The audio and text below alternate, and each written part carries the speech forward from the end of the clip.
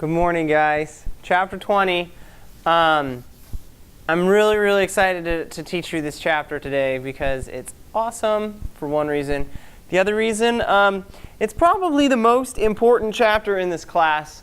If you ever take macroeconomics again, you will learn this model. It's called the ADAS model, Aggregate-Demand and Aggregate-Supply model. Basically, it is going to show us how the economy works in the short run. I want you guys to notice, though, this is probably the second hardest chapter in the book. The hardest chapter, in my opinion, was last chapter with the triple model. That was pretty difficult. This model is a little bit difficult too, but it's really extremely important. And then the next two chapters, chapter 21, chapter 22, are all going to be built off of this model also. So you guys got to make sure that you understand it well. Here's the answers we're going to ask. The questions we're going to ask and the answers we're going to look for. What are economic fluctuations? Okay, what are their characteristics? We're going to ask about this new model, the ADAS model, Aggregate-Demand, Aggregate-Supply. How does it explain these economic fluctuations, right? These actual economic fluctuations are when the business cycle goes up or down. Okay, we want to know why the AD curve slopes downwards, and we want to know why the AS curve slopes upwards in the short run. And then we'll talk about shifts in the supply and the demand, just like any other supply and demand model. The good news is this aggregate demand, aggregate supply model will look exactly the same as every other supply and demand model that we've ever seen in this class. Just the curves stand for different things. Okay? All right. So on the long run, real GDP in the United States grows at about 3% per year on average. Remember, this is real GDP, so this is taking out any price changes, right? So just the production in the United States grows about 3% per year. Every year, the United States makes 3% more stuff than it did last year, on average, okay? However, in the short run, right, sometimes we have booms where we produce a lot. Sometimes we have busts where we don't produce so much. And so even though we go up 3% in the long run, right, it kind of goes up and down like this along the way, all right? So at the bottom, we have things called recessions. At the top, we have booms. At the bottom, we have recessions. And if you have a super bad recession, it's called the depression. You guys have probably heard these terms before. An important thing to note is that when these recessions and depressions happen, production falls. That's one of our chief ways of measuring when we have a depression or a recession, is people are producing less product than they were before. When the United States is making less product or fewer products, the unemployment rate goes up necessarily because there are fewer firms making things, so there are fewer people employed, so the unemployment rate goes up. All right, so these are linked. And these are called business cycles. Anytime it just kind of goes up or down around the trend, so the trend is always going up at 3% per year. A business cycle is just kind of as it goes up and down around the long run trend. We call that business cycle. You've probably heard this term many times before, business cycle, but this is formally the definition of it, okay? And so check this out. Here is the real GDP using $2009. So 2009 is our base year. Okay, so it's 4,000 billion. It's about $4 trillion in 1965. You see that it keeps growing to 2010. We're up at almost around 16 trillion $2009, right? Okay, so you see that on average it grows, but this line's not flat, right? It goes kind of down and up and down and up, and it's easier to see in some spots, especially like right here, okay? On this graph, I've highlighted what basically the scientific community, the consensus of these are recessions, okay? And so you see they align very closely with falling production, right? Production fell, and then what? We had a recession, right? During that time, okay? Production kind of stagnated, we had a recession. Production fell, we had a recession. Production fell a little bit, we had a recession, okay? So that's generally how we end up feeling the recession. Why we end up feeling it? It's because total production in the United States has fallen. And I want you to notice that they are irregular and unpredictable. I know by calling it a business cycle, you kind of think like, oh, it's a washing machine cycle. It stays on for 30 minutes, and then it spins for 10 minutes, and on for 30 minutes, and off for 10 minutes. No, that's not how the business cycle works. We don't really know when they're coming, right? There's a long recession here, and then there was a long boom period, and then this short recession, even longer boom period, short recession right there. So we don't really know when they're going to occur. So that's the first thing to understand. Even though we call them cycles, they're not like usual. They're not cyclic in any sense of the word. OK, fact number 2. I'm going to go ahead and put, instead of GDP, I'm going to put investment spending on here. The recession lines stay the same, OK? So everything else stays the same. The years in the recession lines stay the same. But what I want you to notice is what happens to investment spending inside the recessions. Right? It falls a lot, OK? And so, all right, so this is the next thing I want you to notice, is that, remember, I left these recession lines from the last graph. And we saw that the GDP stagnated or even fell during the recessions. Well, look, investment spending does also. And that is not super surprising, because when there's a recession, that means that there's falling production. That means our firms are contracting and getting smaller. They're probably going to spend less money for investment in capital goods. Okay? Furthermore, as the companies are falling, are contracting and getting smaller, their revenues are falling, they don't have extra funds to put into investment either. Okay? And remember, this investment spending, this is what we call I in our GDP identity. So remember, real GDP is equal consumption plus investment plus government spending plus net exports, right? So it's very true that when investment falls, for whatever reason, if that falls, it's going to make GDP fall, which was our last graph, right? So this could actually lead the GDP. This could fall first, and then GDP could start going down, OK? All right, and so let me throw up another graph. Look at this one. Once again, I've left the years the same, and I've left the recessions the same. The thing that I've changed, though, is the graph. It's now the unemployment rate. What happens to the unemployment rate during recessions? It goes up, right? It very much increases. OK? So we can see that every time there's a recession, dude, employment rate spikes. It spikes a lot here. All right? And so the idea here is, as output falls, unemployment goes up. This is kind of simple, but I really want you guys to know for sure that this real GDP number is very closely linked to the unemployment rate.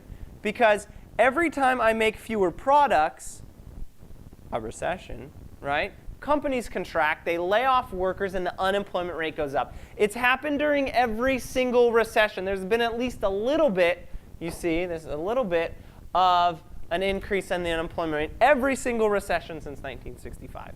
Right here, yes, we had really low unemployment here. It's like around 3 or 4.4%.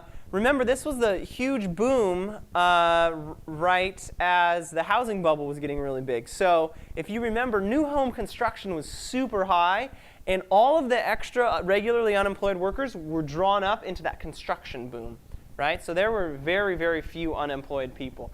And then, of course, when the housing prices fell, construction as an industry just stopped building, and they laid off everybody, and it hit a huge increase, as well as a lot of other industries, not just construction, laid off a lot of individuals as well. Okay? So those are those 3 facts, right? They move together. First of all, they're unpredictable. Second of all the macroeconomic variables kind of move together. Some of them move a little bit sooner than others. Some move a little bit later, but they all kind of move together when a recession or a boom happens. And then finally, unemployment and production are really closely related. OK. Yes, sir? Did you say we're still in a recession? No. The recession officially ended in 2009. Yeah, the end of 2009, 2010, the recession officially ended. We're still in a period of stagnant growth, though. The growth is getting really slow. However, that being said, the unemployment figures, so remember, all of the macroeconomic variables kind of move together. So if I want to examine how the economy is doing, I can look at real GDP, I could look at unemployment, I could look at any of the real variables, right? Well, I'll have you know that the real unemployment rate for October of 2014, so last month, dipped for the first dipped down to the lowest rate since this part right here. It's quite low right now. So this is actually really good signs that the economy is improving now. All right. So what we're going to try to do today is put together in a model of why does it go up and down, right? Why do we have these business cycles? Why isn't it just constant straight growth, right? It's obviously very difficult, and it's also very controversial. People have lots of different opinions on what the deal is. The model that I'm going to show you today is Aggregate-Demand and Aggregate-Supply. This is the most commonly used model to explain the business cycle in the short run, right? So what's going to happen in a year or two to study the fluctuations. It's kind of from, well, I'll get to that in a little bit. OK, so it's different than the classical economic theories that we studied earlier, which say, what's the most important? Who remembers the most important piece of the classical economic theory? They all say that there's this thing called the classical dichotomy. Do you guys remember that? Can money affect real or nominal variables only? Do you remember? Money can only affect nominal variables, right? Money can't actually affect anything real, okay? So this is different because for the first time we're going to allow money and prices to actually change something in the short run, right? In the long run, we know that if the Fed pumps more money into the economy, all the prices will rise, right? But all the wages will rise too, and everybody will feel equally the same as they did before, and actually the money is worthless. That's what we've learned thus far in this class, right? However, that is only true in the long run, because think about it, right? As the money goes into the economy, some prices or some wages might rise faster than the others. So that for a short period of time, maybe 1 year, not much longer than that, there might be a little bit of growth or contraction based on what the Federal Reserve does to the money supply. Okay? We know that after 2 years or after 3 years, for sure, everything's going to be back where it was before. Right? We're just going to have a higher level of inflation. So the idea is that when the government prints money, the only thing that happens is inflation. Well, that's true, but that's in the long run. Okay? That's what the classical people say. Okay? We're going to get into a really different kind of flavor of economics today when we discuss the short run. We're going to use this ADAS model. Okay? Aggregate-Demand, Aggregate-Supply. So, okay, here is kind of what I was saying about the classical economics. So far in this class, we've had the assumptions of classical economics, especially the classical dichotomy. Remember that all variables fall into two groups: real variables and nominal variables. Okay? And so real variables are always measured in stuff, in products. Okay? Nominal is always measured in some sort of prices or money or something like that. Right? So they're different. They don't affect each other. According to the classical theory of economics, which is what we've done so far in this class, they're separate. And money is neutral, meaning it can only change nominal variables. It can't change anything real. Right? So money can only change nominal variables. It can't change anything real. That's called the neutrality of money. And it basically says the Fed can't really help us out at all by putting more money in the money supply, because eventually all wages and prices are going to rise, in 2-3 years or something like that. And we're all going to feel exactly the same as before. Okay? But today we're going to relax these assumptions for the ASAD curve. I need you guys to understand that we are relaxing that assumption, or else you're going to be confused when I teach you this new stuff today. All right. In the long run, this classical theory works very well. In the short run, however, it's not true. We have seen that when the Fed pumps a little bit more money in for like a year or two, there are changes in the real variables, right? The classical people say, hey, when the Fed puts money in, money is neutral. It can't change real variables. Yeah, that's true in the long run. Eventually, everything catches up. But in the short run, if the Fed pumps money in today, right, real variables such as real income or real output do change in the short run, okay? So nominal variables like the price level or like the money supply can actually change real variables like the real GDP or the unemployment rate or the real exchange rate or the real interest rate, okay? They actually can be changed in the short run, right? So this model today that we're going to use only can offer predictions for about 1 to 2 years. After that, we're going to have to go back to our normal classical models, right, where money doesn't actually affect any real variables. OK, so in order to study the short run, we're going to use this new model called the ASAD, the Aggregate-Demand, Aggregate-Supply model. OK, so here's how it looks.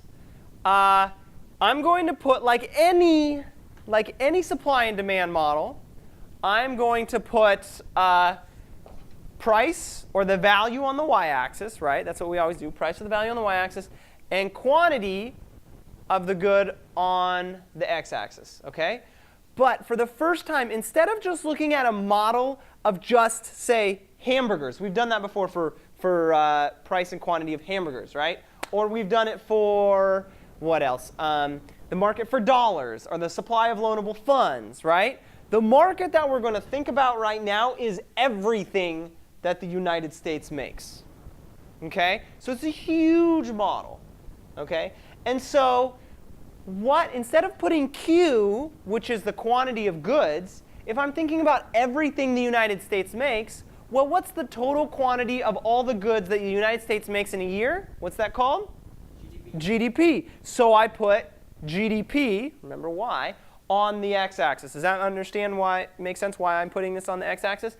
On the y-axis, I'm not going to put the price of any one particular good, but I'm going to put what? The price of all of the goods, which I'm going to put P. What do we use to look at the price of all the goods?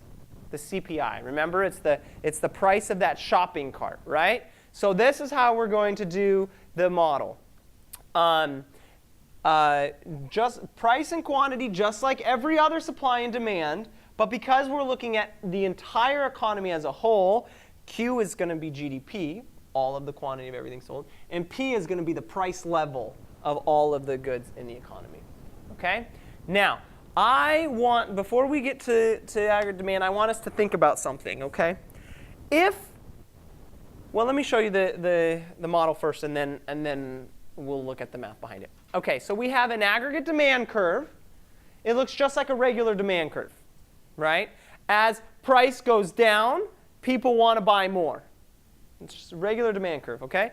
And we have an aggregate supply curve, OK? And remember, this model only basically deals with the short run, right? So I'm going to call this the short run aggregate supply curve. And same thing as the regular supply curve. As the prices go up, what do manufacturers do? They want to produce more goods. Okay? That's the simple supply and demand. Who are the demanders of the AD curve? Households, right? Just like the regular demand curve.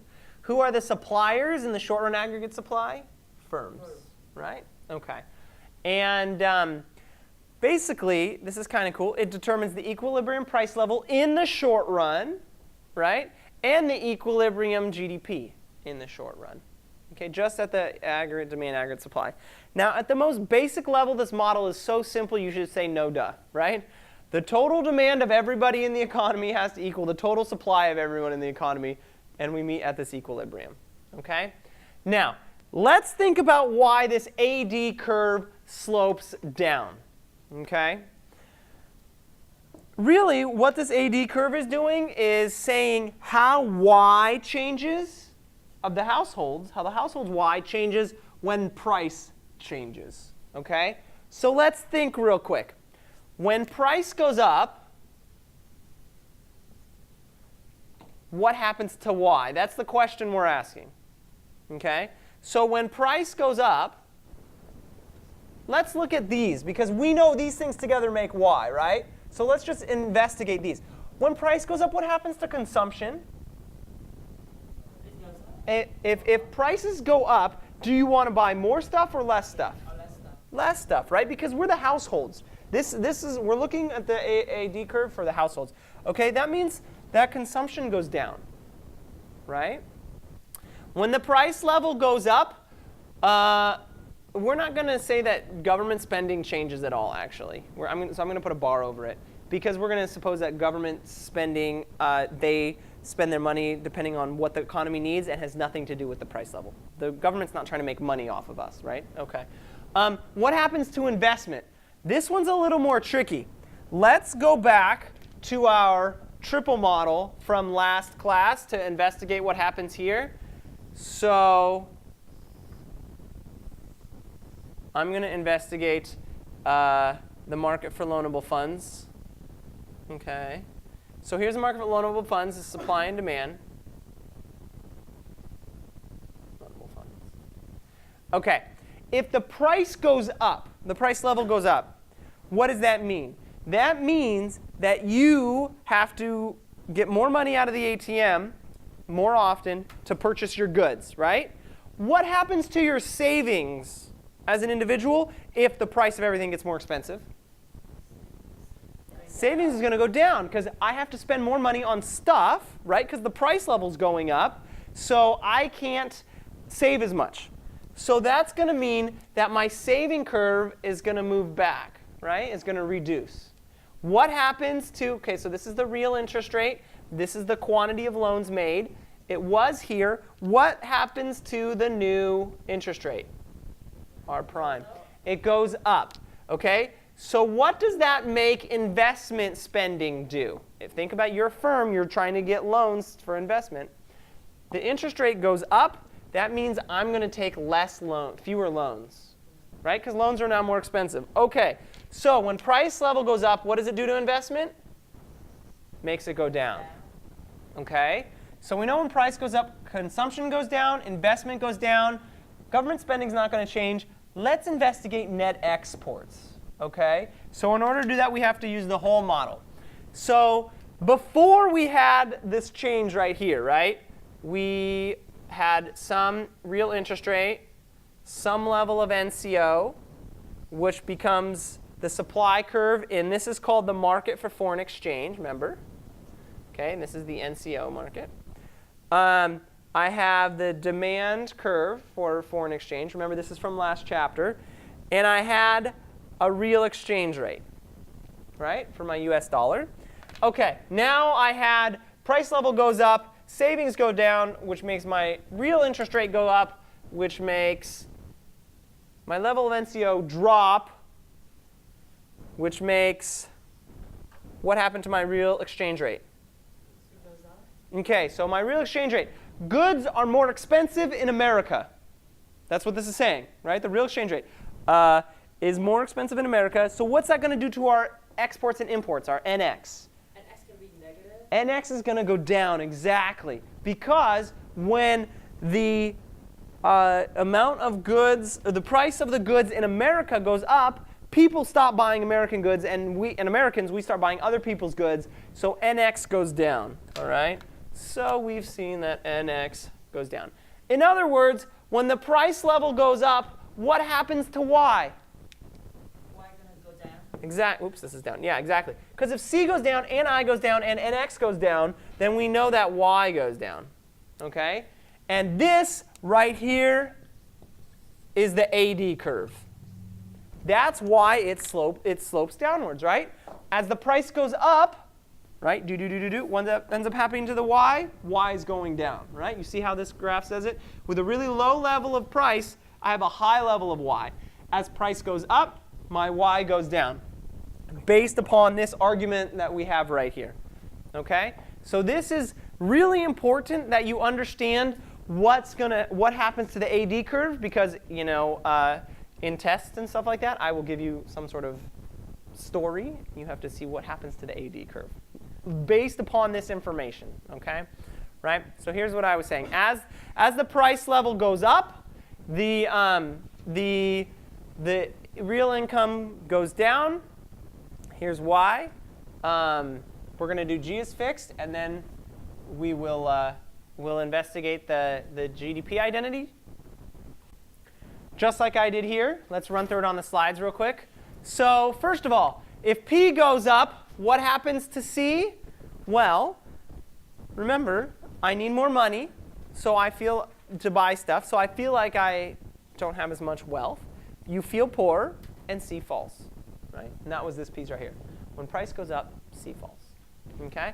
What happens to the interest rate? Or excuse me, investment, I? Well, when I use my dollars, I save less, which means that I sell bonds, right? So what does that mean when I sell bonds? I give the bonds back, and I take my money out of the loanable funds market. My saving curve goes down, right? I know the terminology with bonds is always really difficult. Selling bonds. What is going on? Yeah, selling bonds. I'm giving the bonds back, the pieces of paper, and I'm taking my money back from the market for loanable funds. Right? So there's less money in the market for loanable funds, drives up the interest rate like I showed, and so then investment falls. Because if you're a firm, you can't take as many loans because now the money costs more money. Right? The money costs more interest rate. Exchange rate, what's going to happen here? Well, the interest rate rises, like we said, which makes the NCO fall because money comes into America as people try to buy US bonds. So that means there's higher demand for US dollars, and the exchange rate appreciates. Okay? Or you can think of the demand for dollars increases or the supply of dollars decreases. Either way, the exchange rate appreciates, which makes NX fall because exports are more expensive and imports are better. Okay? So we have NX go down. So that's just the brief summary of what I taught you here. So I know that if these three pieces of Y, of the real GDP, go down, then I know that real GDP goes down as in total, right? So if I'm at this point here, P1 and Y1, and let's say prices rise to P2, okay? Well, first I have consumption falling. Okay? So this is the reduction in demand due to consumption falling. And then I know that investment falls. So this is the reduction in demand due to investment. And then I know that NX fall, and this is a reduction in demand due to the real exchange rate appreciation.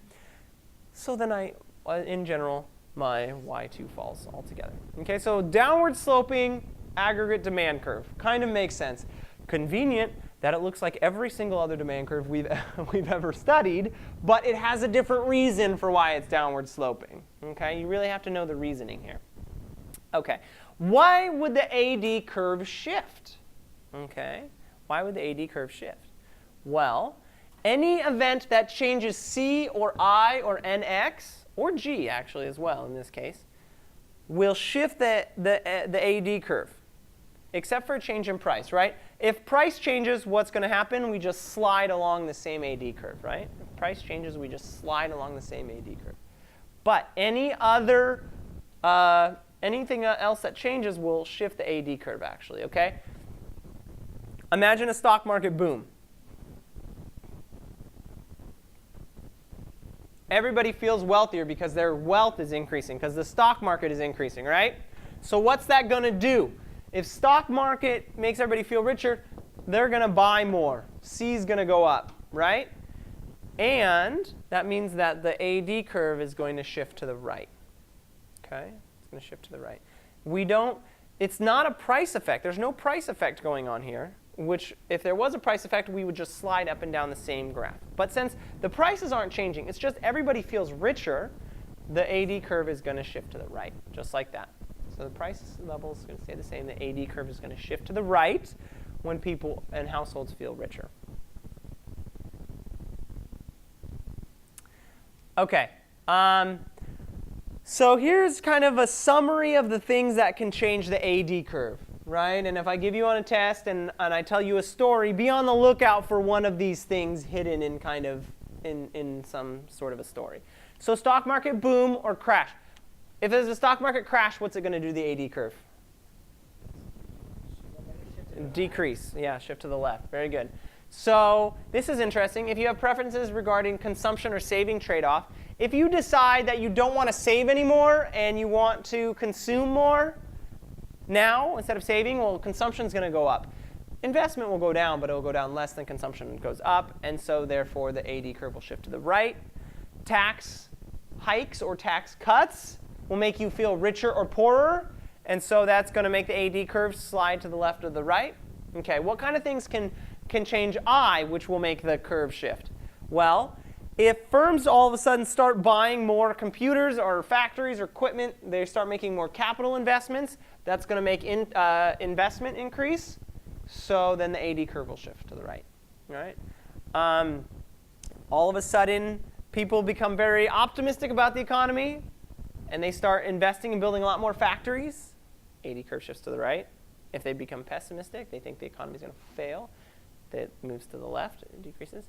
And then, of course, changes in interest rates and changes in monetary policy is going to affect investment. It'll shift the curve. Okay. There's something called the investment tax credit or any other kind of government investment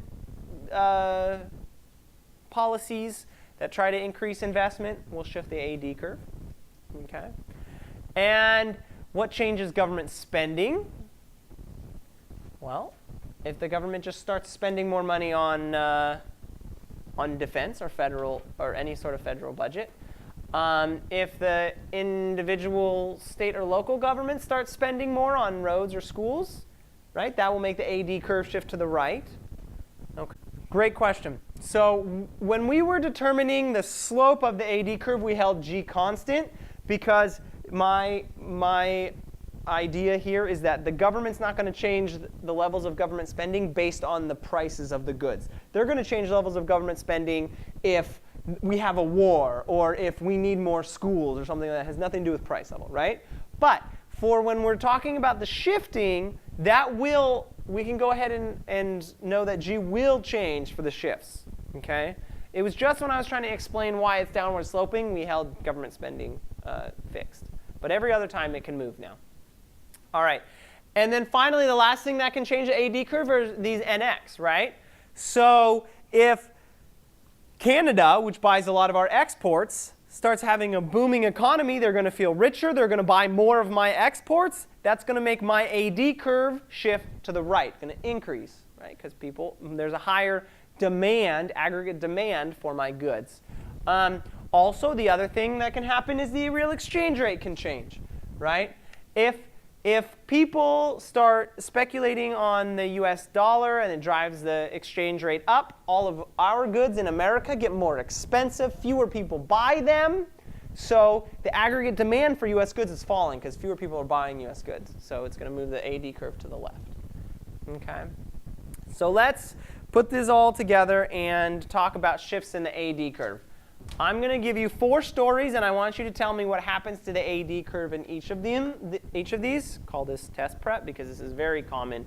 You'll see in a macroeconomics class. Okay? Imagine that there was a 10-year-old investment tax credit expires. What happens to the AD curve?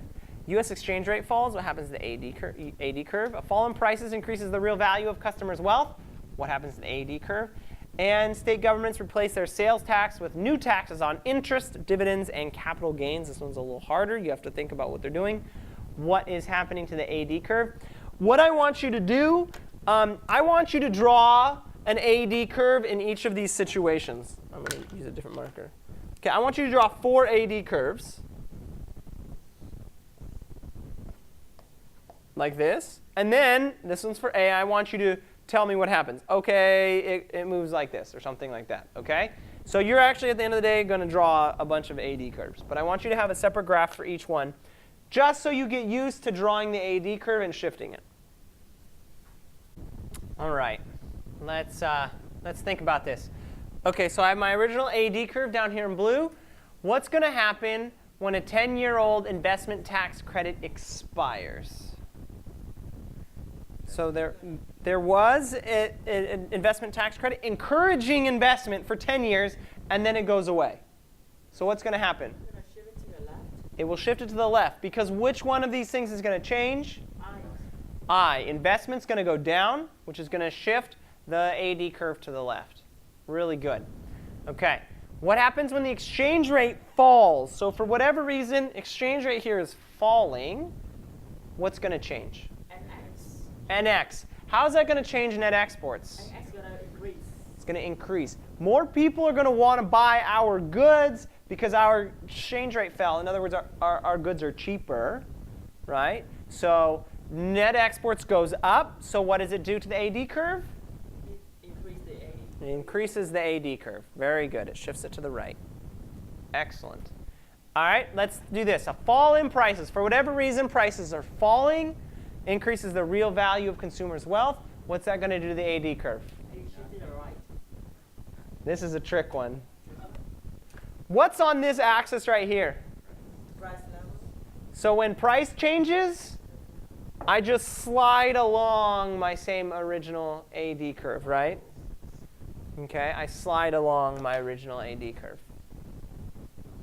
So the AD curve itself is not redrawn. Okay, it's really important. In all supply and demand curves, guys, in all supply and demand curves, if the thing on the y-axis changes, if the price changes, we don't shift the curve. This is true for all supply and all demand curves. Okay. What happens if state governments, they used to be doing sales taxes, and then they switched to taxes on interest or capital gains or dividends? Shift it to the left. Okay. Well,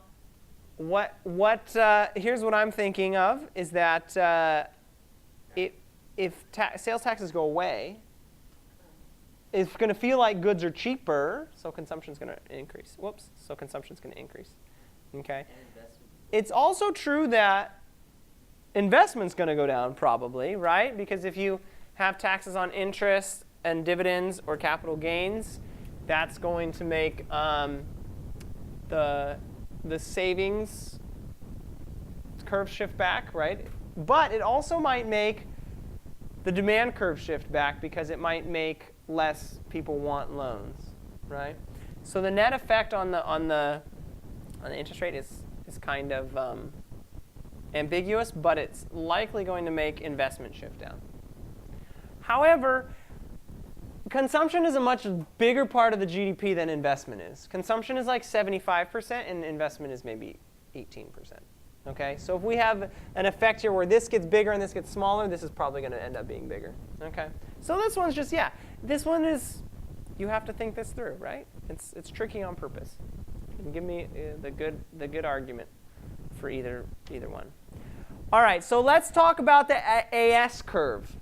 Okay, the AS curve. Now this is where it kind of gets confusing. I'm going to look at the AS curve, and we're going to think about what this does. So we're not going to look at the GDP people anymore, because those are the households, and that was the demand curve. So now I'm going to think about the suppliers.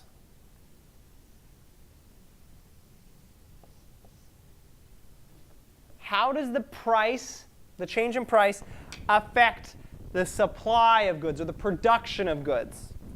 Okay, because this is what the supply curve is doing. So in the long run, let's see if you guys can think of this through. In the long run, according to the classical economics guys, if price or money changes or anything nominal, in the long run, can that affect a real variable like y? No, right? Don't we know? That's the whole point of classical economics. Okay? We call that money neutrality. In the long run, if I increase prices, or that means like if the Fed puts money into the economy, which ends up just increasing prices, can it affect anything real? No. So the argument has been in this class up until this moment, don't print more money. It just makes prices go up and does nothing, right? Okay, so the long run aggregate supply curve, in the long run, can price affect y at all? No. So that means let's say the price is down here at P1.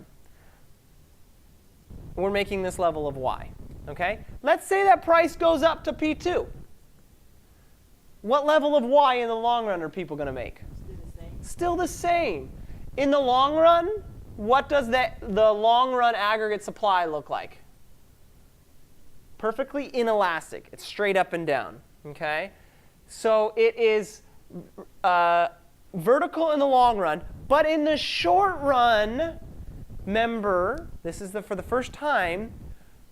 This should feel weird to you because it goes against everything we've taught so far in this class.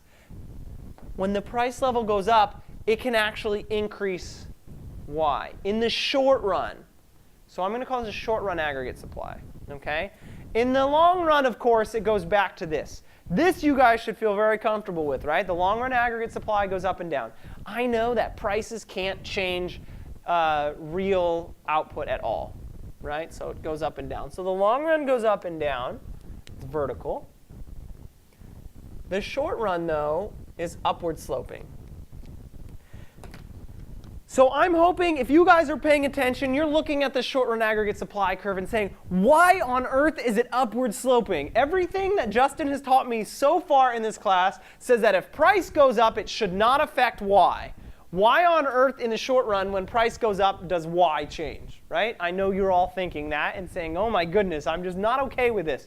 So let's look at why the short run aggregate supply is upward sloping, right? Because you should think that it should always be like this, straight up and down, vertical. Okay?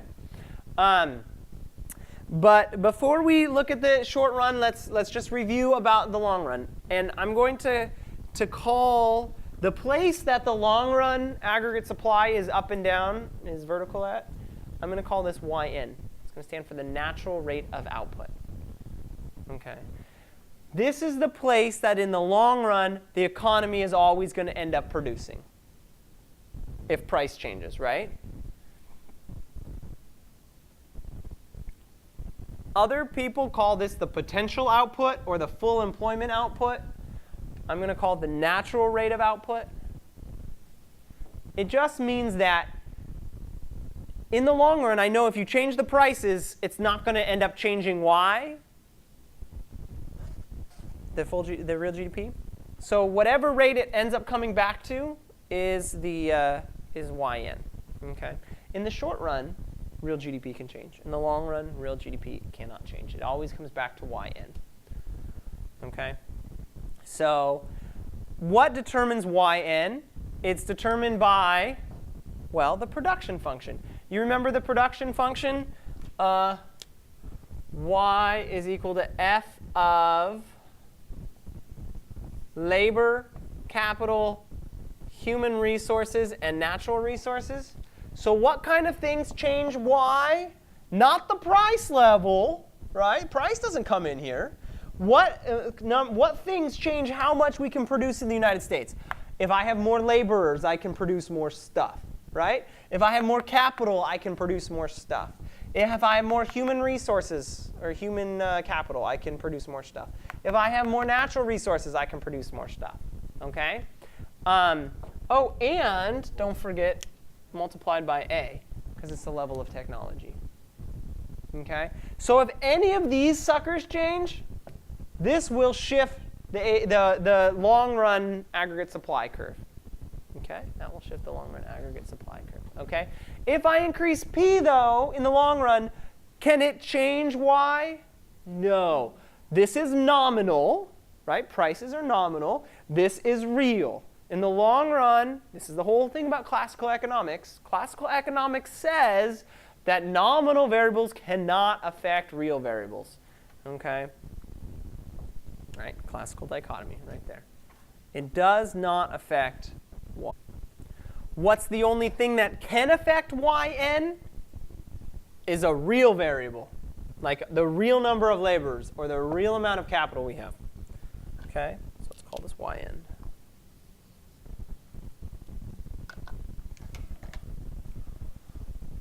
OK, let's talk about when it shifts. Right? What did I tell you the things that can shift the long-run aggregate supply curve? Only real variables. Only these real variables right here. Right? So any event that changes any of the determinants of y will change the long-run aggregate supply curve. So if I increase the amount of laborers I have due to immigration, What does that do to the long run aggregate supply curve? If I have more immigration, I have more workers, what's that going to do to the amount of output that I can produce? It's going to go up. So how do I show that here? I move this to the right. Okay? I move it to the right. It has, remember, the only thing that can change this real variable, this is real GDP, is another real variable like the real number of people. Okay? Price cannot change it at all. Okay. So if L, or the natural rate of unemployment, changes, it can be changed by immigration. That was the example I just gave you. Baby boomers retire, right? A bunch of people retiring. What's that going to do to the long-run aggregate supply curve? Decrease, move to the left. Okay?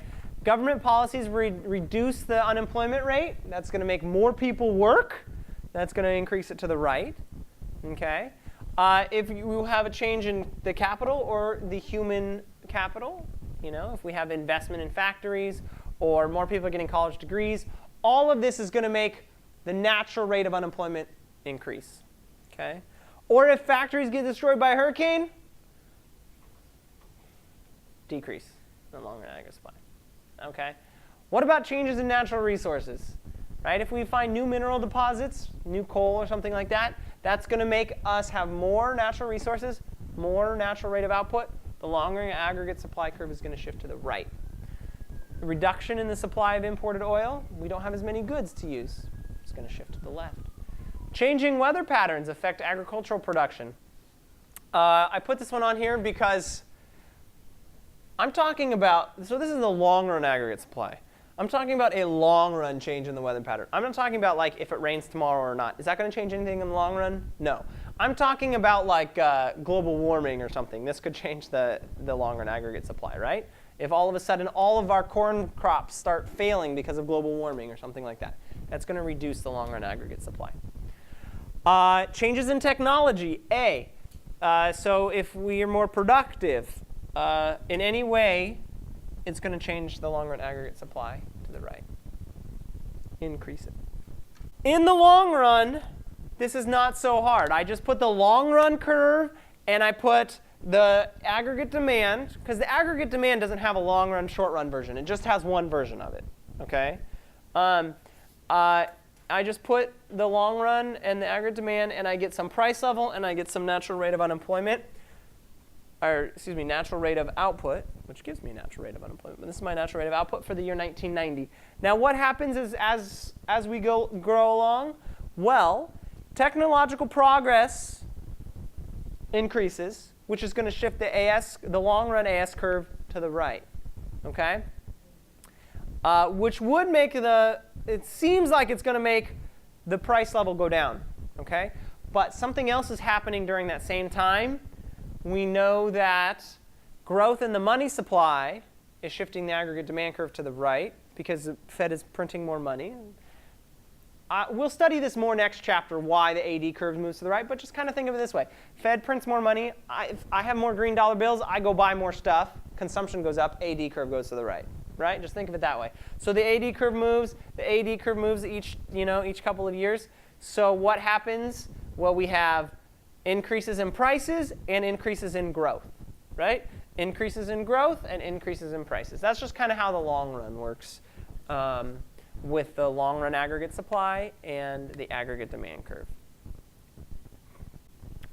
OK, now let's get into this tricky upward sloping short run aggregate supply. This is the place that you guys should be saying, no, I am not OK with an upward sloping short-run aggregate supply, right? Because you should think, no, prices cannot affect this real variable. It should be straight up and down. How on earth is there some upward slope? Well, let me explain to you what happens. And this is probably maybe one of the most confusing parts of this chapter. Okay? It is upward sloping. In other words, if prices go up in the short run, so we're only talking 1 to 2 years here, okay? In 4 years, I know exactly what's going to happen. If prices go up, what's going to happen? It's going to go back to straight up and down. I know that's going to happen in 4 years. But in maybe 1 or 2 years, what happens? Well, it increases output. Just in the short run, people start producing more. Okay? And that's why it's upward sloping. Classical dichotomy, broken, right? Because what does the classical dichotomy say? Money and prices cannot affect real variables. But we have noticed over the years in America that when price level goes up, it actually does make a real variable go up.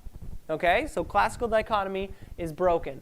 Why does this matter? Well, if we had a straight up and down aggregate supply curve like the long run supply curve, right? If AD increases or decreases, and if we had only, suppose only we had a vertical aggregate supply curve. If AD went up and down, would it do anything to the unemployment, not unemployment, well, yes, the unemployment, but the output? No, right? If AD curve shifts like this, it's going to be right here, and I'm still going to have the same level of output. Okay? So imagine a world where we only had a vertical AS curve. AD doesn't really matter. Changes in AD don't really matter. Okay? You see? Whether it goes left or right, the price level is the only thing that changes, and no output changes. Okay? So if we only had a straight up and down aggregate supply curve, the AD curve doesn't really matter. Because the AD curve shifts to the right, it doesn't change output. Shifts to the left, it doesn't change output. OK. But suppose then I have an upward sloping AS curve like I do in the short run. OK? What happens now? Well, when AD curve shifts to the right, it changes output. You see that? When AD curve shifts to the left, it decreases output. Okay? So this is crucial. The short run aggregate supply curve, the fact that it's upward sloping and not straight up and down is crucial because all of a sudden now we can change this real variable output, real GDP, we can change it with the price, the overall price level, or CPI. Okay? Once again, I want to point out classical dichotomy broken, right? Classical dichotomy is broken. So you have the classical dichotomy. So the question is, why is it sloped upwards in the short run? Well, first of all, people didn't used to think it was. But then as we started watching the economy, we noticed it actually is. And so people have three theories, which I'll show you here in a second. Three theories on why it's upward sloping. Okay? So in each of them, here's what ends up happening, right? Some sort of market imperfection. There's some problem in the marketplace, right? That obviously, in the classical world, we just assume there was no problem. So of course, the long-run aggregate supply curve is going to be straight up and down. In the short run, there's some sort of market imperfection. And basically, here's what happens in all three theories. It says that when the actual price level is different than the price level that people expect, then real GDP changes. Okay? So it's not just when price changes, output changes. It means when price changes and people didn't expect it, that's when output changes. Okay? Like I said, this is probably one of the more difficult parts of this chapter. But all three of these theories of why the short-run aggregate supply curve shift up come down to this very important part. It doesn't matter if prices go up and down. Okay? If price goes up and people fully expect the price to go up, then nothing happens to yn. And the classical dichotomy is not broken. The only time the classical dichotomy breaks is when the prices change, but nobody expected them to change. So it all has to do with expectations. It's rather weird and abstract, okay? And so here's the first theory. We call it the sticky wage theory. This is actually the name. I did not make this name up. Sticky wages. What does it mean? Well, wages get stuck in the short run, right? The Fed prints money into the economy and prices rise, but do everyone's wages rise immediately? No. Why? Well, because of labor contracts, right? I agree to teach this class for 1 year for the same price. I don't renegotiate my wage until a year. Okay? So that means my wages are stuck for a year. even if the government, the Fed, prints a bunch of money, now it's going to make prices go up. My wages aren't going to go up, okay, for a year. So that's why this short-run aggregate supply only for like a year or two, okay? Because after a year or two, people adjust and they renegotiate their wages, okay? And so here's the idea. Me and Coastline Community College, or whatever school that I'm working for, have an expectation for what the price level is going to be. I'm going to call that PE. Okay? It might mean that both of us expect that the wages in the future are going up by $10, or excuse me, the price level is going up by $10. And if the price level really does go up by $10, nothing happens. Classical dichotomy. Okay? But let's say that we both expect it to go up only $5, and it really goes up $10. Then I'm getting paid too little, right? Because all of the stuff went up by 10% or $10 or whatever, and I'm only getting paid an increase of 5% or $5. Okay?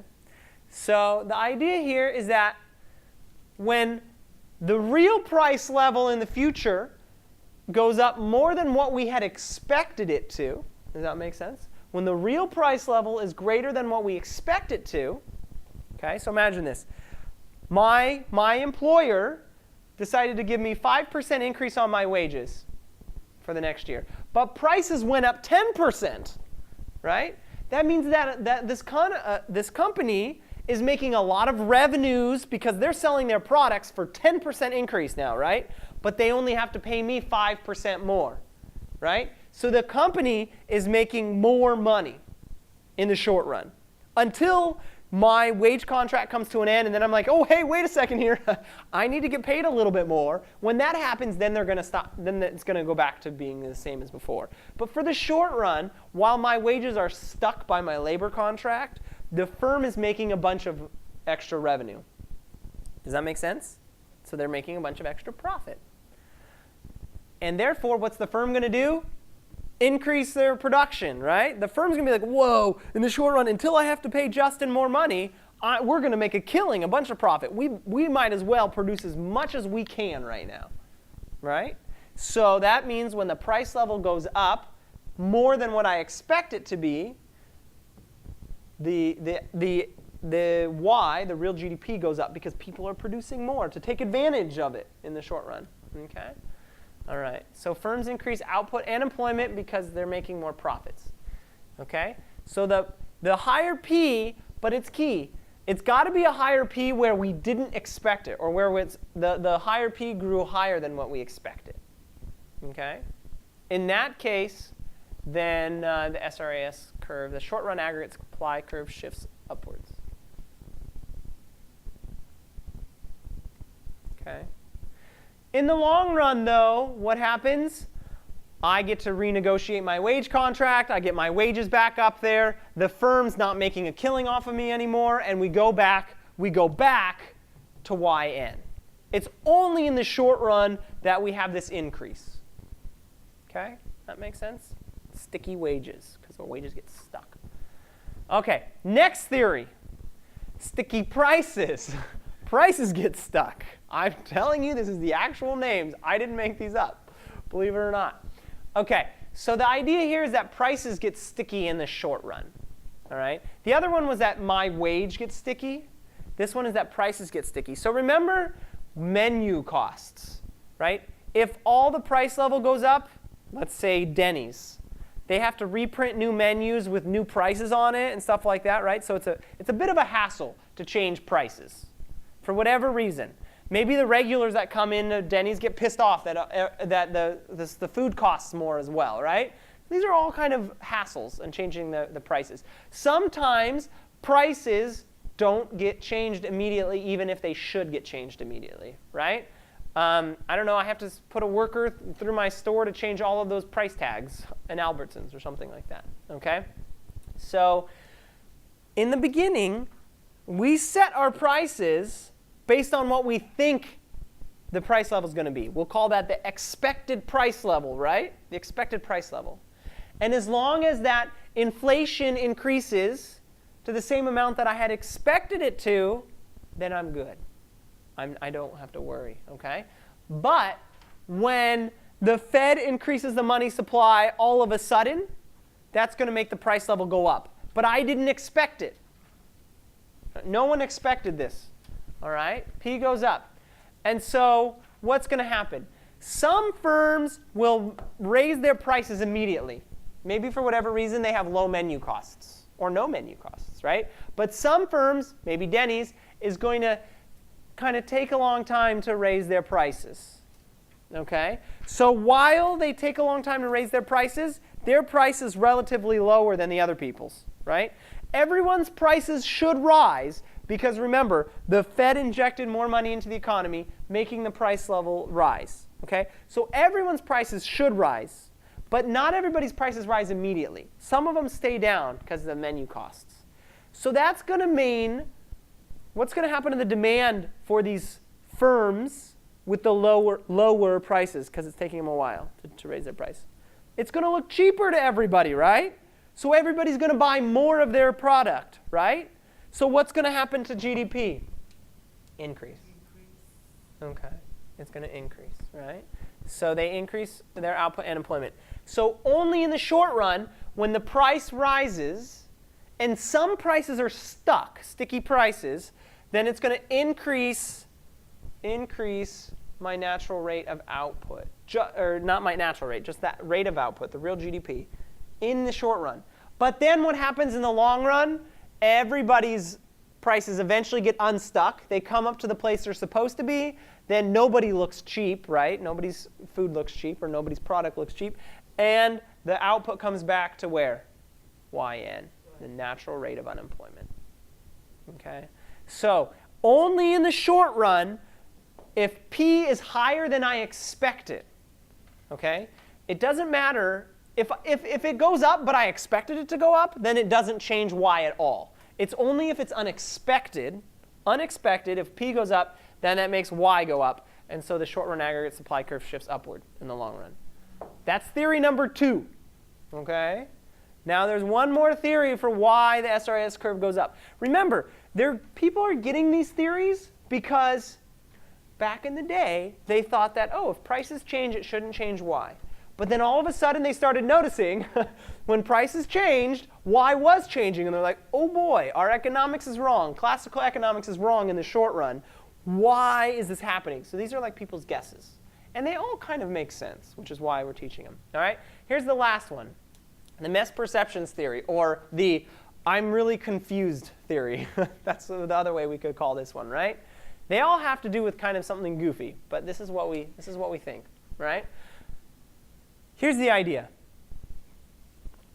The prices go up, and the companies see all the price level going up, but they don't know that it's the whole general price level. They're confused. They think what it is that everybody's coming to their store because they like their product more. They get confused, right? It's misperceptions. Okay? So they see all these people with extra dollar bills. They don't realize that the Fed has just printed a whole bunch extra money. They see all these people come in with all their extra dollar bills, and they're like, oh, wow, our TV commercial must be working really well, so let's go ahead and produce a whole bunch more goods. Okay? So if the price rises above what that firm was expecting, PE, right, the firm sees its prices rise before realizing everybody else's prices are rising too. They see an increase in demand for their product without realizing that it's actually just extra money out there in the economy. Okay? So what does it do? It produces more because it thinks that everybody wants to buy their product because they got confused. That's the reason why it increases its production in the short run, because the firm got confused about what's going on. All right? So this is going to make, when the price level goes up above what the firms had expected, they think everybody's got a bunch of money and is trying to buy their good, they're going to produce more, only in the short run. In the long run, what's going to happen? Well, they'll get unconfused. They'll realize that people don't really like their product more than others. It's just that everybody has a little extra cash, and they drop back down to YN. This is a great question. If we know that the Fed prints money, prices go up, and it makes Y go up, can this solve a recession in the short run? And I'll say, let's wait to see what the rest of my slides say, right? Because that's a really good question. It's an excellent question, okay? So all three theories, remember, all three theories are what? It's to try to explain why classical economics got it wrong, right? What broke in classical economics, okay? Basically, the idea is that Y changes from the natural Y, the natural GDP, when the actual price level is different from the prices that people expect, right? Just for some reason, I guessed on how much inflation there was going to be, and I got it wrong, okay? And so I can put it in this form right here. Check this out. The actual level of Y in the short run, the actual level of real GDP in the short run, is equal to the natural rate of GDP, the natural rate of output, plus, this is the difference, right? When P is different than PE, this will be a number. When P and PE are the exact same, when people expect the exact same as the one they got, in other words, they guessed and they got it right, this is going to be 0. Check this out, right? And then Y will be equal to YN, okay? So we have the real output in the short run, okay? We have the natural rate of output, that's the long run natural rate. We have the actual price level, we have the expected price level, and we have this alpha guy here. Alpha is greater than 0. It just measures how much Y responds to changes in P. So maybe, you know, the sticky wages and sticky prices and misperceptions only affected just the economy just a little bit, then alpha is going to be a little tiny number, okay? But if the misperceptions and sticky wages and sticky prices do make a big difference, alpha is going to be very large. Okay, so let's investigate how this formula works. So there's the formula, and here's the short run aggregate supply. Here's the natural rate of output, also known as the long run aggregate supply. Okay, so let's say that this is the level that we are guessing or expecting the prices to be at, right? That is, of course, going to be the level that's going to get us the real output, okay? Now, when price is higher than the expected price, right? Price rises too much. What's that going to do to the output? It's going to be higher, right? Because of either sticky wages, sticky prices, or misperceptions, for one of those three reasons, only in the short run, when I guess wrong, my output's going to be higher, okay? And so if you think of this here, when P is bigger than PE, this number is going to be positive, right? When P is bigger than PE, this number is going to be positive. Multiply it by some positive number. This whole thing's going to be positive. So it means that my actual output is going to be equal to my natural rate of output plus something, okay? Which is this right here. It means it's going to be equal to my natural rate of output plus something. It's going to be over here somewhere, my actual rate. Now, on the flip side, when the price level is lower than what we expect it to be, okay, what's this going to be? Price level is lower than what we expect it to be. This is going to be negative, multiplied by a positive number. This still stays negative. This means the actual rate of output is going to be equal to the natural rate of output plus a negative number, which is going to be down here somewhere. Okay? So that's the way that this kind of works in the short run. This is just people trying to figure out why the classical dichotomy broke. Okay? All right, so we're back to short run aggregate supply and long run aggregate supply. Don't forget that classical dichotomy, this whole vertical long run aggregate supply curve, always will work in the long run. Eventually, these problems, sticky wages, sticky prices, misperceptions, get fixed, right? And the classical dichotomy does work. It's just, and over time, the sticky wages and prices become flexible and misperceptions are corrected, right? Over I don't know, 3 years, 2 years, 6 years for sure by then, these things get fixed. In the long run, price is going to equal to the expected price, right? Because if I had an expected price and I was wrong, then I just change my expected price for the next time around, right? I'll get it right eventually, right? So the aggregate supply curve is vertical. Long run aggregate supply curve is vertical, okay? So in the long run, my expected price ends up equaling the actual price because I get it right eventually. I just keep changing my expected price until I get it right. This goes to 0. This whole term goes to 0. And y equals yn, right? Y equals yn. So I'm going to be on the long run aggregate supply curve in the long run. OK, the vertical thing there? That makes sense? So now that we kind of understand the difference between the long run and the short run aggregate supply, the good news is there's no long run and short run for the aggregate demand. Okay, it's only the aggregate supply that's long run and short run. Let's talk about why the curve might shift. So some things that is going to shift it. Before we think about the things, though, I want to point out everything that shifts the short run aggregate supply curve will shift the long run aggregate supply curve too. No, the other way around, sorry. Everything that affects the long run aggregate supply curve affects the short run aggregate supply. Meaning all of these things right here. If labor increases, or capital increases, or human capital, or natural resources, or technology, or anything, all of those things that talk about shifting the long run will also shift the short run too, right? There's one additional thing that shifts the short run aggregate supply, okay? So here's is really important to note. All of the things we talked about from that production function shift the long run and the short run. There's one extra thing that shifts just the short run but not the long run. It's expected price. Why? Well, if expected price rises, what's that going to do? That's going to make the workers and firms set their higher wages, which is going to make the short run aggregate supply curve decrease. That's ultimately, in the long run, how I get back to the long run aggregate supply curve. It's because the short run aggregate supply curve shifts according to expectations. Why is that? Well, think about this. If in the future I expect prices to be higher, I'm going to expect that at every P level that I get, since I'm going to have to pay higher wages and stuff like that, my production is going to be less profitable. I'm going to move the short run aggregate supply curve back. Okay? So each level of SRAS, each short run aggregate supply curve, corresponds to one expected price, one PE. If PE changes, your short run aggregate supply will change.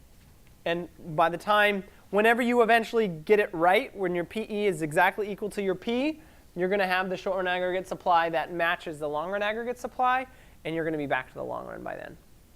Okay? So let's see how it shifts in the long run. Hopefully this will help. Right now we're in the long run equilibrium. How do you know I'm in the long run equilibrium? Well, I am at a level of production that's equal to the natural rate of output. Right? In the long run equilibrium, I'm always at the natural rate. It's only in the short run where it pops off for a little bit. Okay? So price, the expected price is equal to the price. Right? So I guessed right. That's what this is telling me. My expected price is equal to the actual realized price. The output is equal to the natural rate of output. Okay? And unemployment then is at its natural rate, whatever the natural rate of unemployment is. Remember back a couple chapters ago, I think it was chapter 15. You guys studied this probably when you were studying. Unemployment always has a little bit of unemployment. We called it the natural rate of unemployment, right? Okay, due to underlying causes. So when I am at yn, that means that my unemployment is at that natural rate that we studied. Okay. Okay, so that is the long run equilibrium. You will know something's in long run when price is equal to PE and when y is equal to yn. All right? So coming back to economic fluctuations, you remember what those things are again? Economic fluctuations. When the business cycle or when the GDP goes up or down around the general trend of increasing. Okay? So what causes, remember, all of this thing that I just spent the last hour and a half explaining was just trying to tell you why sometimes the real GDP curve kind of goes like this. Remember at the beginning of class I showed you the graph where the real GDP is always increasing, but there's some points that are going up and down?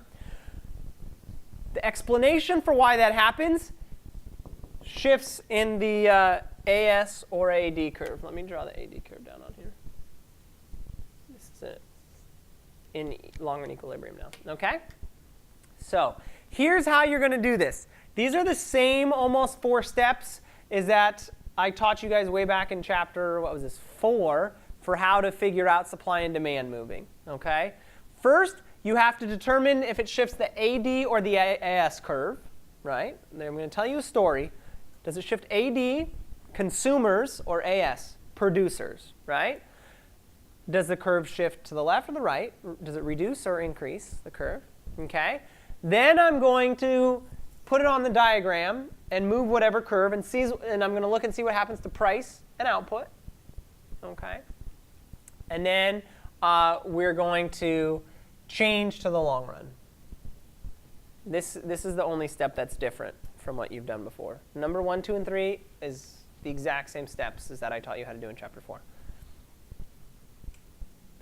Okay, let's practice. So we have a shift in aggregate demand from an economy that is this economy in the long run equilibrium? Yes. It absolutely is, because our point here, first of all, it's the triple intersection point. It's equal to the natural rate of unemployment, or natural rate of output, and the price is equal to the expected price. OK, so let's shift aggregate demand. Think. What things shift aggregate demand? Let's remember. Expectations will probably change short-run aggregates. It could, yes, actually, expectations could change. Anything that changes consumption, investment, net exports, or government spending. Any of those things are going to shift AD. Okay? So let's say that a stock market crashes. Okay? What's that going to do? Make all of us feel poorer, so we're going to consume less. So our AD curve is going to shift to the left. Excellent. Okay. So that was step 1, I guess, was which curve? AD curve. Step 2, we did that too. AD shifts to the left. Okay. Step 3, draw the new equilibrium point.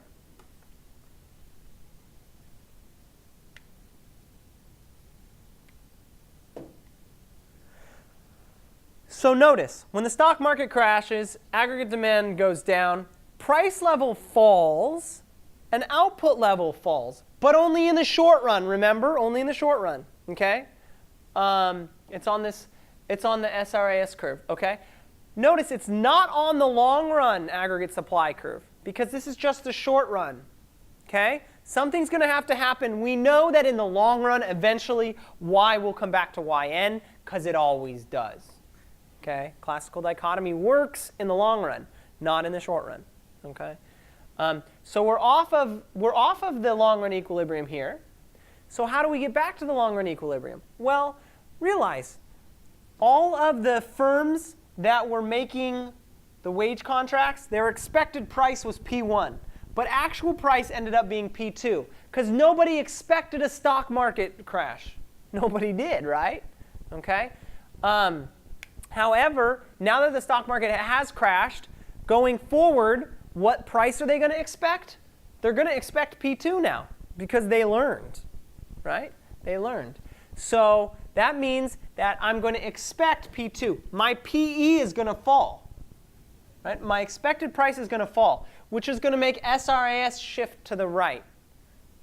Okay? That's how I get back to the long run equilibrium. Okay?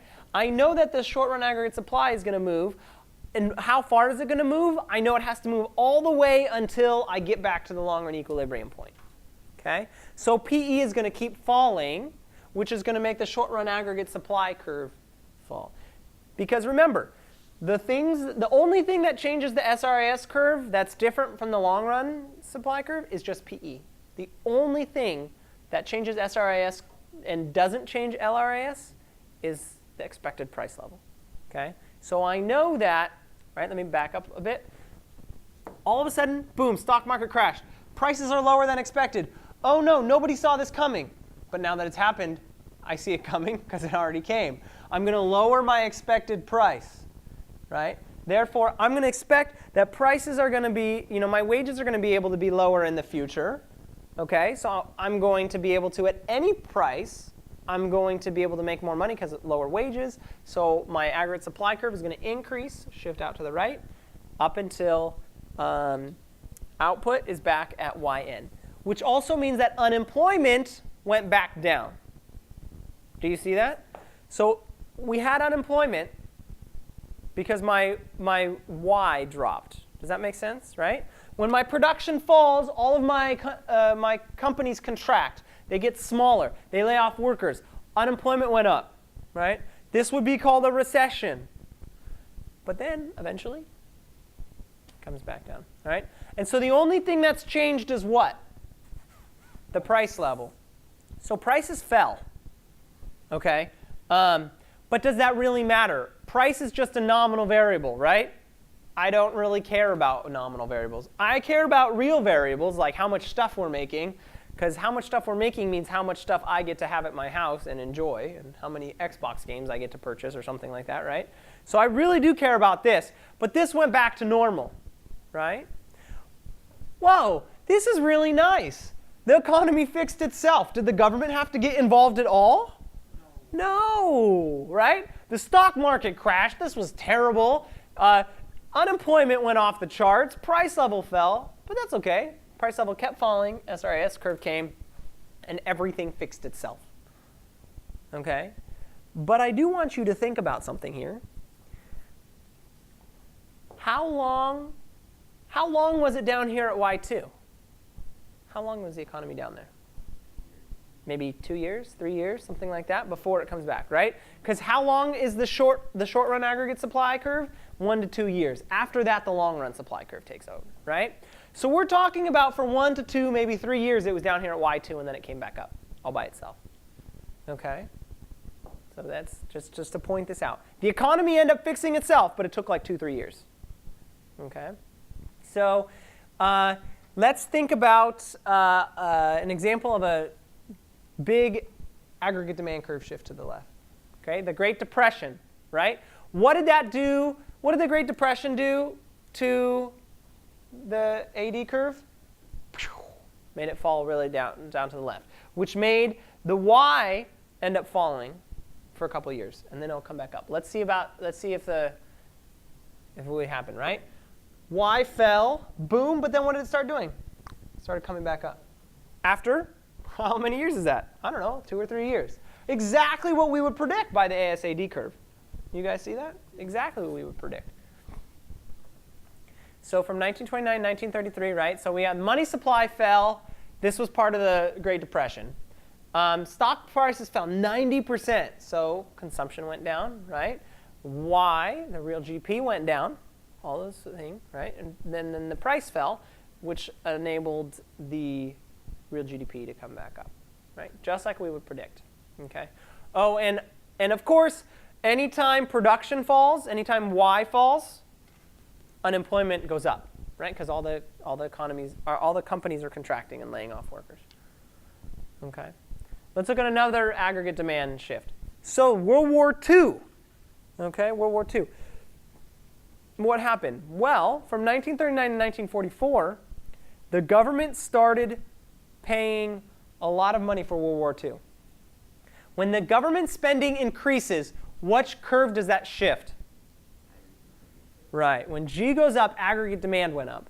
And look, the war spending went from government spending went from $9 billion to $91 billion. That's a ton of money. So government spending increased a bunch. That meant the AD curve increased a bunch, right? And so we have real GDP is increasing. We don't have on this here if it came back down or what happened after the war. But I just want to kind of point out, this was an AD curve shift to the right. Okay. Output rose 90%. Look at that. Isn't that amazing or what? In 4 years, our real GDP almost doubled. 4 years, 5 years. Okay, prices rose as well, right? When the AD curve shifts to the right, we know that prices go up and output goes up. and unemployment rate was at 1%, right? No one was unemployed. Everyone was needed in America. Either we sent you across the ocean to go fight in the war, or we had you over here building tanks or airplanes or something like that. OK, so let's go ahead and play around with this model. OK, I want you to start drawing this model starting in the long-run equilibrium, right? How do I know it's long-run equilibrium? I have prices are at the expected prices, outputs at the natural rate. And then I want you to think of this. A boom occurs in Canada, right? So they all feel richer. Change this guy and see what's going to happen, okay? In the short run, and then change it to figure out what happens in the long run. I'll give you a hint. We know in the long run we always end up where? Here, okay? So look at the short run and the long run effects. All right. So here's my ASAD model in the long run equilibrium.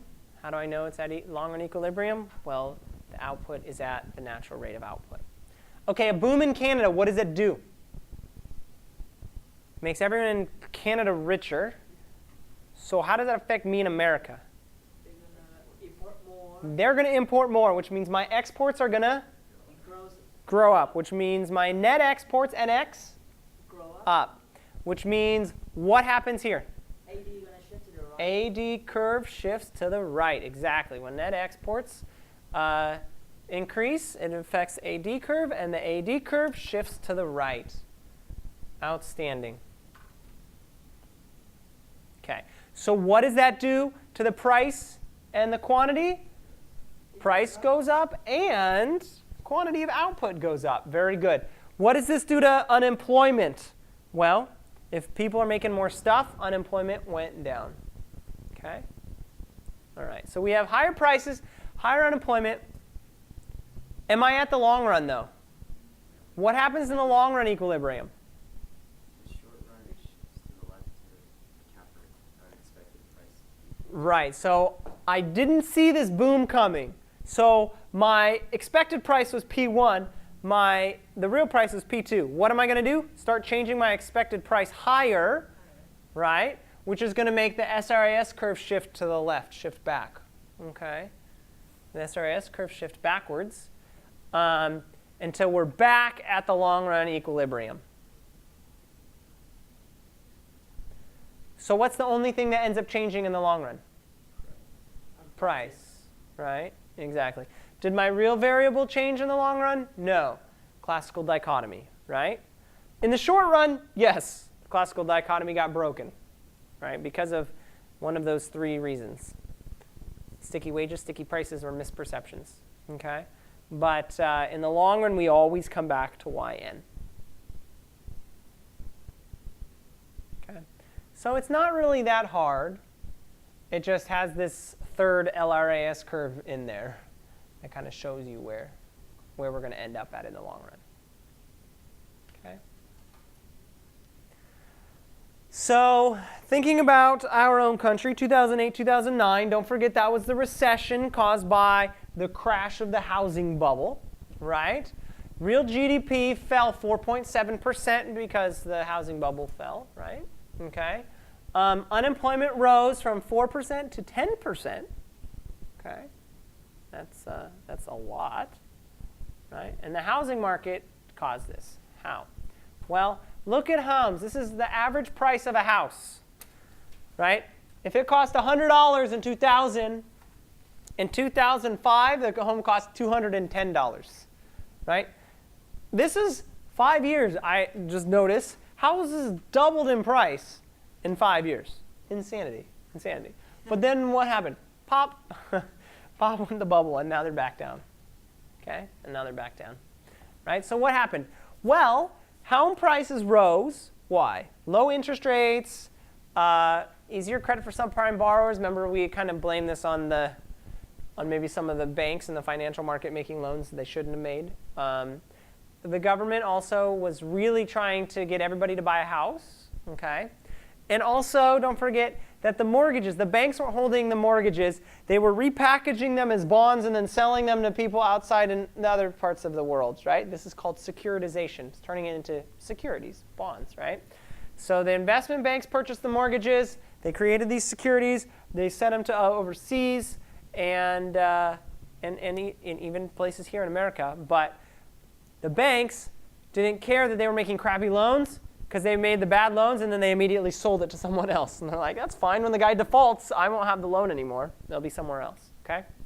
So that, remember, is kind of what happened. People would buy these because people were like, oh, house prices never go down. I remember in 2005, I was working in a financial services industry, and the thing everyone kept saying is, home prices are always going to go up because they're never going to make more land. You can't make more land, so home prices always have to go up, right? In other words, the supply curve is fixed, right? The supply curve can't ever drop, so the prices are always going to stay high is what everybody was thinking, right? Well, that turned out to be wrong. We know now that was wrong, right? Hey, I believed it. People that seemed like they were smart and were making lots of money were telling me this. I believed it, but I ended up learning that house prices do, in fact, fall. And so what happened? Well, and I specifically want you to think in terms of the ASAD curve, right? Everybody, their house dropped in value just instantly, right? So I owe more on my loan than my house is worth. So what is that going to do to the ASAD curve? Do I feel rich enough as a consumer anymore? No. So I'm going to, because everybody's going into mortgage defaults, banks are selling foreclosed homes. It made the prices go even lower on everybody's houses. What's going to happen to the ASAD curve? The AD curve is going to shift way left. It's going to way decrease, right? Because I don't feel rich anymore, right? So also, it badly damaged the construction industry. Remember at the beginning of this class, I was telling you that everybody was employed in construction. At the end of the crash, 20.6% of construction workers were out of work. 1 in 5 was out of work. Overall, only 1 in 10 people was out of work. 10% was out of work, right? But in the construction industry, it was terrible, right? So all of these people, their consumption goes down. The investment from the housing construction companies goes down. AD curve shifts to the left, right? So, and then this just kept repeating itself. These, all the people that bought the mortgage securities, they started losing money too. So their consumption and investment fell. So AD curve shifted even more to the left. Unemployment rose because as the Y decreased, unemployment rose. And so what did the United States do? Well, they reduced Fed funds target rate to near zero. What does that mean? Think back to the chapter I taught you about the Federal Reserve. They look at the loanable funds market. They particularly look at the amount of money that the banks are loaning each other overnight. Remember? Because they stare at that interest rate, they end up calling it the Fed funds rate, just because the Federal Reserve is staring at it, right? So they look at this overnight interest rate the banks are charging each other, and they're like, oh man, maybe there's not enough money in the economy. So we know that in the short run, the Fed can put money into the economy, and it can change Y in the short run, right? So they pumped a bunch of money until there was so much money in the system that the banks were loaning each other money for free because there's so much money in the system. That's what this means. They reduced the rate target to zero. Okay? They kept loaning them so much money that banks were loaning each other money for free, pretty much. Okay? And then the Federal Reserve itself started buying all these really bad loans and bad mortgages to just get them out of the economy. Okay? And then finally, the other thing they did, the Treasury put more capital into the banks. Remember that banks only make loans, which we want the banks to make loans to like the companies that are going to build new factories, because that will help our GDP, right? But the banks were scared to make any loans. So what did the United States government do? Well, the Treasury Department particularly, they did what's called recapitalization. In other words, they bought stocks and they paid for them with money to the banks. Then the bank had money come in and that increased its reserves, right? And when a bank has more reserves, it can make more loans.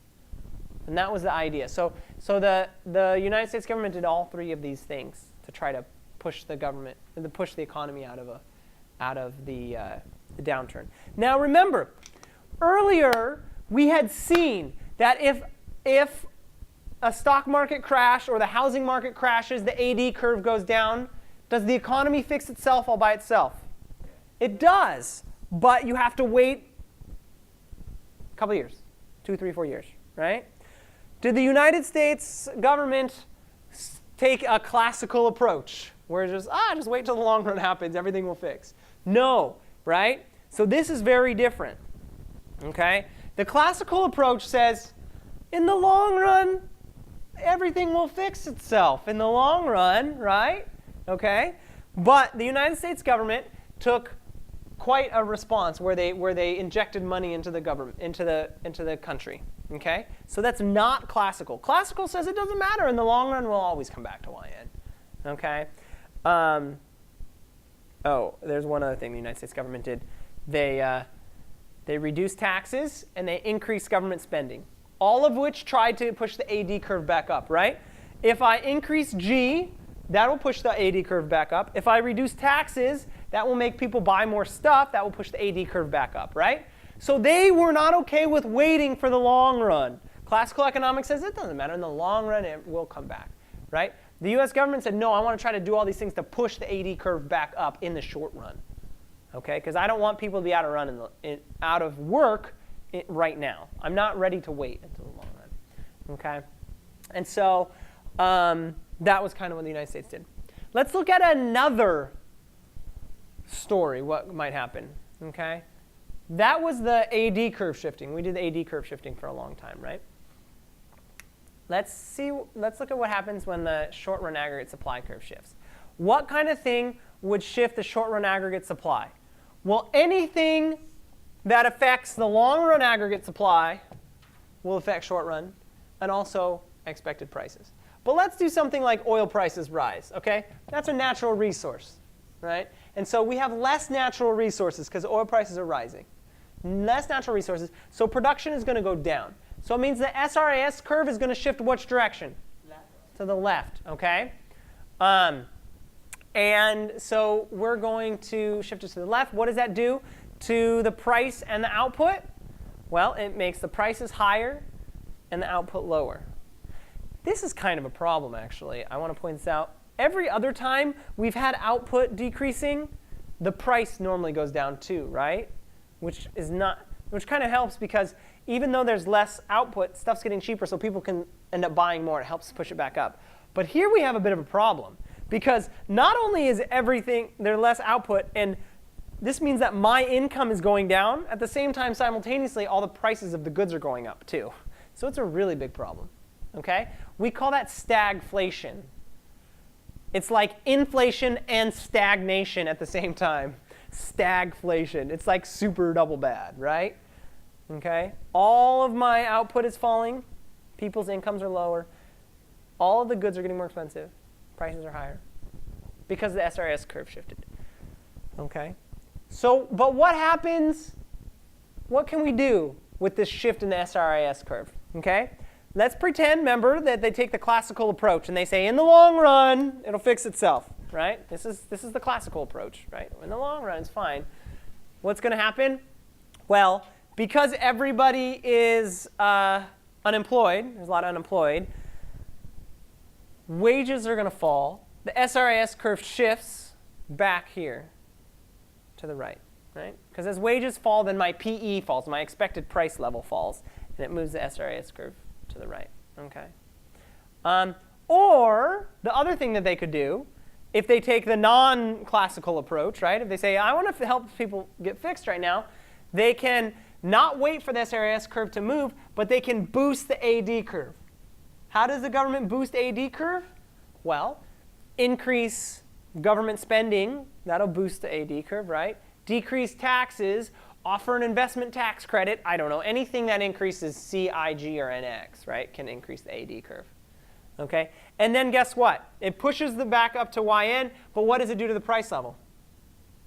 Raise up. it raises the price, right? But you know what? That's just a nominal variable in the really, you know what? After it's all said and done, it's just a nominal variable, and we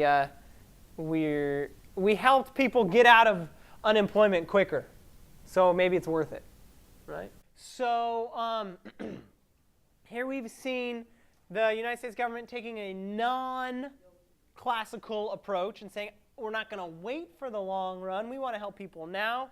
They increased the AD curve. They brought back the Y to where it should be, but the prices are permanently higher. Maybe not the worst thing after all. Price is just nominal, right? We don't really care about it. We fixed the thing we do care about. It's YN, okay? So look, in the 1970s, remember there were some oil shocks. There was the Iranian war, decreased the supply of oil, and then the oil embargo. So both times we've had oil prices increasing. They increased 130% during this period of time. They increased 90% there. What happened to the CPI, the prices, right? They went up a bunch. What happened to real GDP? Well, it only fell in one of them, actually. But what happened to unemployment? It went up. Okay, so we have, this is an AS shock, right? When the oil gets more expensive, it makes it more expensive for firms to produce goods, so their supply curve shifts back to the left. That's what's going on here. Twice it happened, right? Twice it happened. Okay. And so this guy, right, John Maynard Keynes, you gotta love this guy. If he was still alive, I think I would get along with him really well. He basically said, he wrote this article, General Theory of Employment, Interest, and Money. One of the smartest economists there have ever been. Basically, he said that, hey, if we're in a recession for some reason, you know, either the SRAS curve fell or the AD curve fell, and we're in a recession and we're down here. So he says, okay, if for some reason we're down here, the classical people, what do they say? Just wait till the long run, right? Because in the long run, everything fixes itself. That's what the classical people say. And they're right. They're right. You know what John Maynard Keynes said? He says, I'm not going to wait till the long run. In the long run, we're all dead. I love it. He just says it. He's like, no, I'm not waiting the long run. In the long run, we're all going to be dead. I'm going to fix it now, right? And how can the government fix it now? Well, they can push the AD curve back up, right? Or they can print more money and try to raise prices or something like that, right? He continues to say, economists set themselves too easy and too useless a task if in tempestuous seasons, okay, in recessions, they can only tell us that in the long run, when the storm is past, the ocean is going to be flat again afterwards, right? He's like, that's useless. So what? Tell me in the long run that it's all going to fix itself. Then we don't need economists if everything fixes itself in the long run. The only reason we need economists is to fix stuff in the short run. This was his idea. He's like, I'm not waiting the long run. Well, we're all dead, right? I tell you, I would have liked this guy. But so he sparked this movement, which is kind of against the classical movement. It's called the Keynesian movement, okay? And the Keynesian movement says, yeah, we can fix problems in the short run. We don't have to wait to the long run like the classical people were saying, okay? So that's kind of the Keynesian idea. And basically, in conclusion, we have introduced aggregate supply and aggregate demand, which is our way of explaining these fluctuations when y goes up or down over yn. We'll talk in the next two chapters about how the government can fix this, all right? So after this chapter, for the next 2 weeks, we're going to turn into Keynesians. We're going to turn into people who follow John Maynard Keynes, okay? We're not going to be classical economists anymore, right? Okay, we've been classical economists up until this point. We're going to switch for the next two chapters. We're going to be Keynesian. We're going to talk about what the government can do to fix in the short run, okay? Really, these fluctuations are only deviations from the long run trend, right? So in the long run, the classical people are still right. In the long run, everything's going to fix itself, right? But and all of the previous models we learned are kind of long run classical models. This ASAD is the first Keynesian model we learned, okay? And so, like I was saying before, we'll learn in the future how policymakers can affect the aggregate demand. This is the next chapter, how they can affect aggregate demand with fiscal and monetary policy. Okay? We'll turn into Keynesians and see how we can fix